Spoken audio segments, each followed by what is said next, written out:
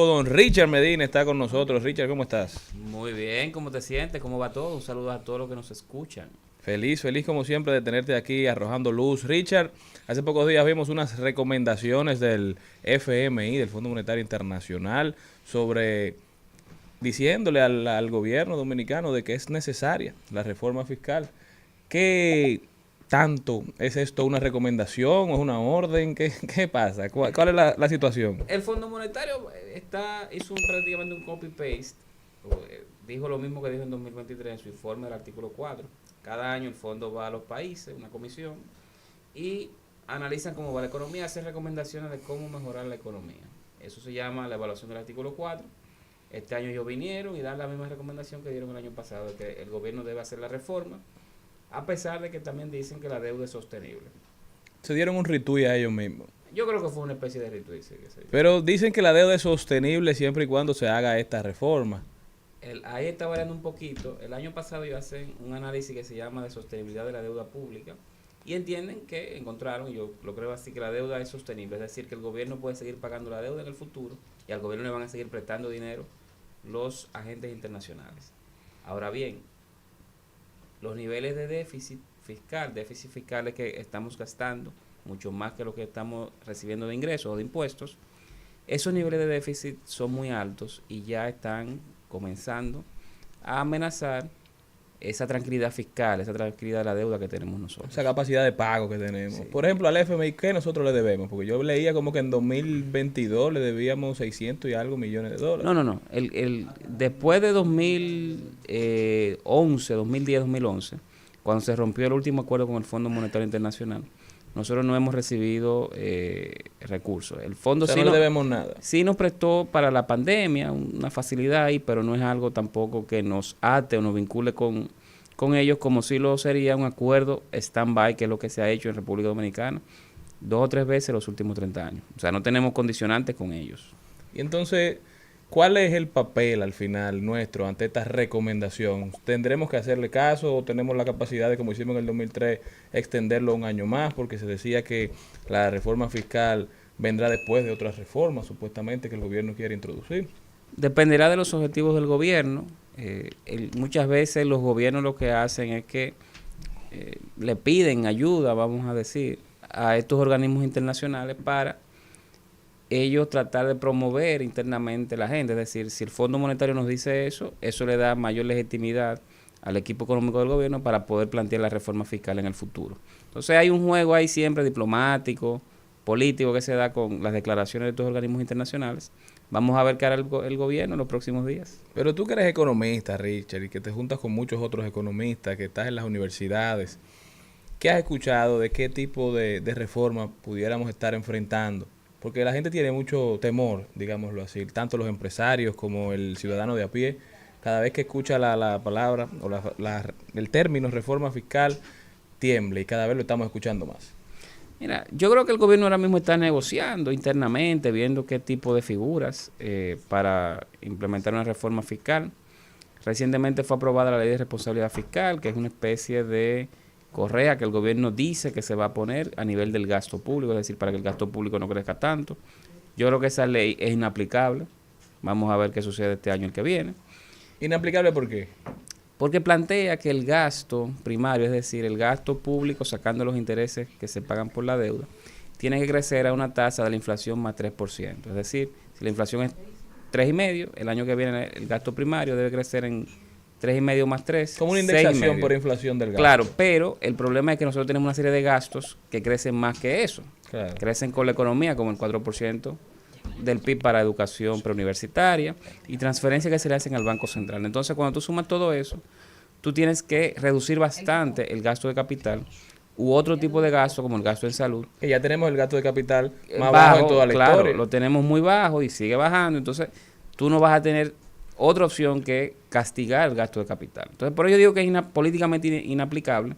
Vamos a ver qué hace el gobierno en el 2025. Obviamente, esa ley de responsabilidad fiscal habla de que hay que hacer una reforma fiscal en el futuro. Richard, algo que me llama la atención, tú siempre aquí que vienes hablando cuáles eran los primeros sitios de fuga, hablabas de la electricidad. Y una de las primeras medidas ha sido mover a Morrison. te escuchan a través de aquí, de Al Mediodía, con Mariotti y compañía. Bueno, Excúsame. empezando por ahí, tú sabes que en el tiqui-tiqui yo estoy atenta a todo. Entonces son movimientos sensuales del gobierno. Entonces, a partir de aquí, ¿cuál otras cosas tú sabes que se pueden mover? Porque no solamente un administrador, ok, perfecto, muy bien, Edesur, ¿qué puede pasar? Porque tú dices, ok, movieron a Morrison, pero no con eso se soluciona todo. ¿Qué tú prevés? Porque tú no tienes bola mágica, pero tú tienes influencia y sabes, porque tú sabes lo que se mueve por ahí. ¿Qué sucede? Que nosotros tenemos 3 sedes, Edesur, Edenorte y Edeste. Han cambiado el administrador de Edesur. La que peor está, la que más dinero pierde, es Edeste. Edesur era creo que la mejor en el último año.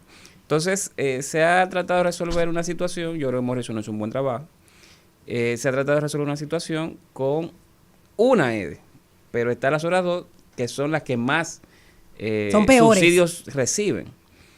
Creo que quien pusieron en Edesur, José Luis Acti, es un técnico muy bueno, yo soy cercano a él, somos amigos, creo que hará un buen trabajo, le deseo éxitos, pero pienso que para que se pueda hacer un cambio en el sector eléctrico, hay que hablar de gasto de capital en el sector. Gasto de capital es transformadores, medidores, postes de luz, cables, subestaciones, y eso no está presupuestado.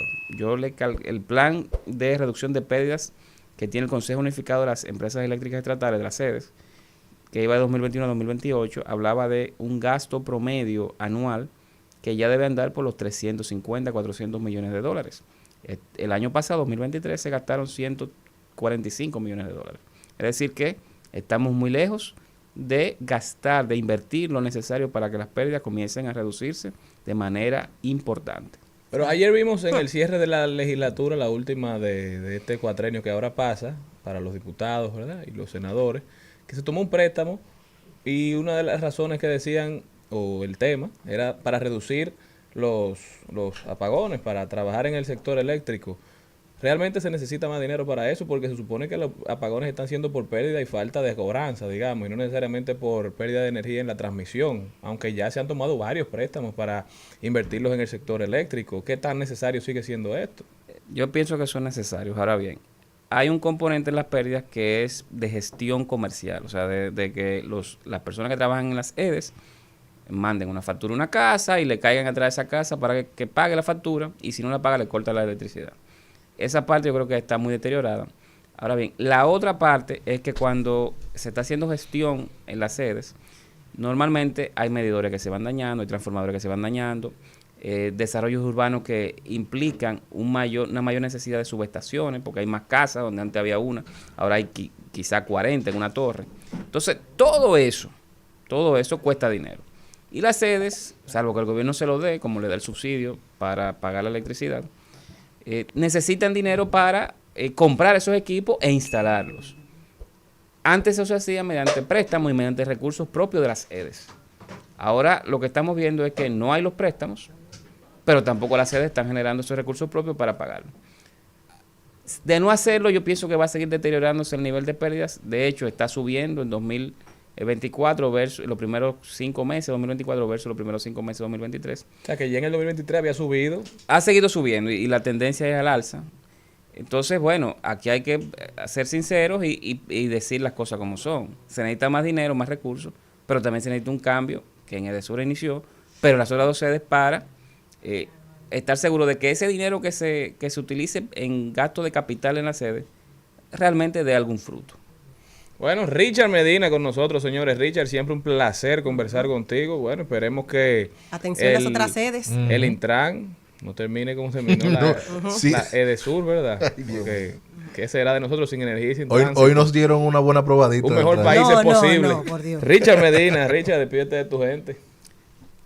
Para mí es un placer estar con ustedes y deseando muchos éxitos en Edesur, en el Intran, perdón, ya lo decía en Edesur, en el Intran. Creo que hay muchos retos ahí.